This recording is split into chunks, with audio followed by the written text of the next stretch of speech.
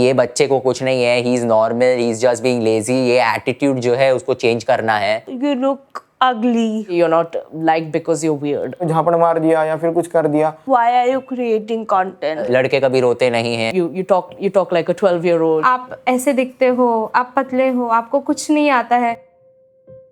चुप जाती है जो बातें दिल में घर कर लेती हैं, पीछा करती हरदम जिंदगी भर याद रह जाती हैं।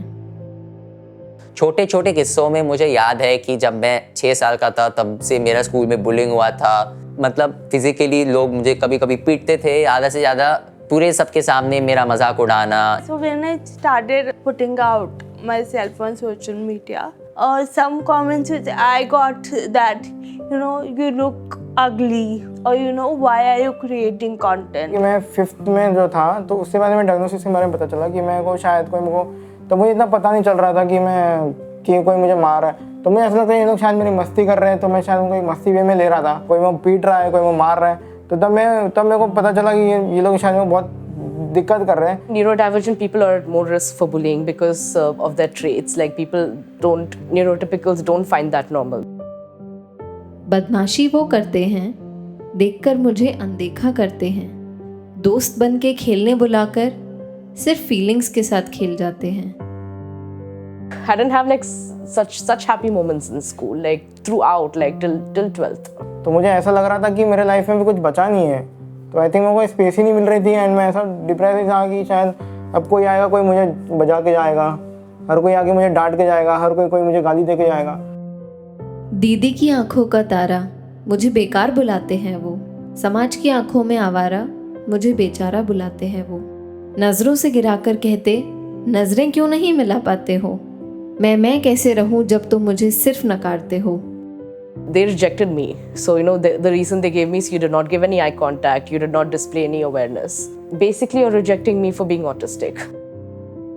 औरों की तरह बोल नहीं पाता मैं, अपना दर्द सामने खोल नहीं पाता मैं, पर अगर बयां करूं तो सुन पाओगे, जो जख्म दिए हैं देख पछताओगे।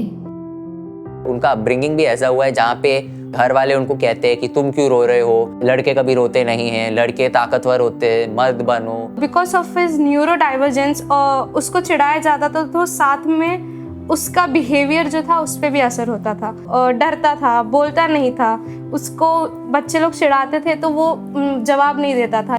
Like obviously you will feel bad if a person from nowhere came and said that you are ugly. मर्द के अगर आंखों में आंख डाल के देखोगे एक बार, तो फिर वो समझ में आता है कि उनके आंखों में इतने आंसू बहाए हैं। उस समय मुझे शब्द नहीं मिलते थे, और जिस तरह मुझे बुलिंग हो रही थी, ना कि मैं इनसे बात कर सकता था, ना टीचर से बात कर सकता था। कभी कभी हमारे पास सही शब्द नहीं होते बताने के लिए कि क्या हो रहा है, तो पूरा ऐसे बम के तरफ फट जाता है, पूरा जो इमोशंस है वो उल्टी के तरह बाहर आता है पूरा। जख्म सिर्फ तन पर नहीं मेरे मन पर भी है, कुछ कह नहीं पाए तो सिर्फ आंखें भर आए हैं। मैं भी इंसान ही हूँ, गुस्सा मुझे भी आता है, कई बार चीख देता हूँ पर अक्सर मुंह बंद हो जाता है।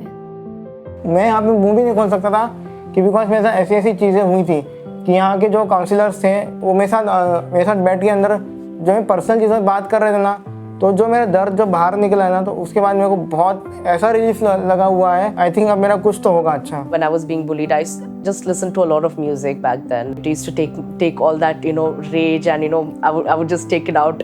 जो प्रेशर, जो दर्द होता है वो मैं जिम में डाल देता हूँ, अपने दर्द को अपना शक्ति बना देता हूँ मैं। जब कोई सिचुएशन बनती है स्कूल में, तो आई थिंक दोनों साइड के बच्चों को सुनना ज़रूरी है, समझना ज़रूरी है कि वो ऐसा क्यों कर रहे हैं और इनके ऊपर क्या असर पड़ रहा है। बच्चों को भी क्लैरिटी पड़ जाएगी कि ऐसा नहीं करना चाहिए, इसको वैसा नहीं करना चाहिए। आई थिंक पेरेंट्स के साथ बच्चों को भी है, तो कैसे बच्चा अगर समझेगा तो आई थिंक वो चीज़ वो नहीं करेगा।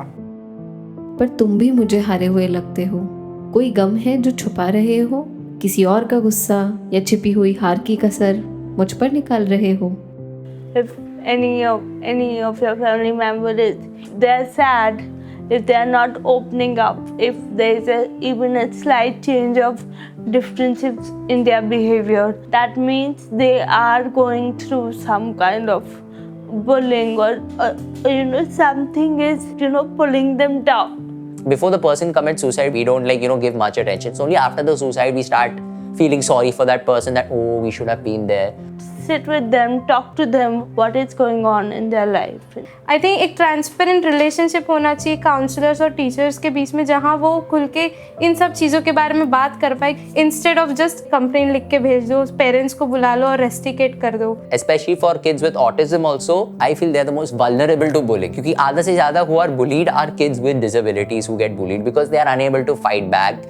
लोग सोचते हैं ये ऐसा ही है, ये is disabled, he doesn't know how to fight and all, he doesn't know how to stand up for himself. ऐसा they'll come with that mindset and they'll keep throwing you down. पहले हमें इन disabilities, इन neurodivergence के बारे में लोगों को बताना है. एक चैप्टर रखना चाहिए स्कूल में कि a full chapter on bullying and how to overcome bullies, how to who could you call for helplines and all, ये सब सिखाना पड़ता है. जब आपको एक ऐसा स्पेस मिलता है जहाँ लोग आपको समझते हो, आपको एक समझ मिलती है जहाँ आप खुद को समझ पाते हो, धीरे धीरे आई थिंक वो कॉन्फिडेंस बिल्ड होते जाता है. अगर तुम एक बच्चे का भी मदद करोगे तो पूरे दुनिया को हेल्प करते हो.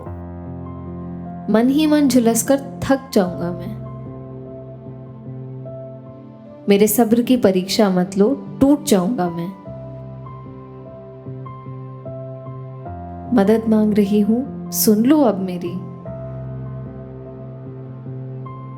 करीबियों से हाल पूछ लिया करो, देर ना हो जाए कहीं.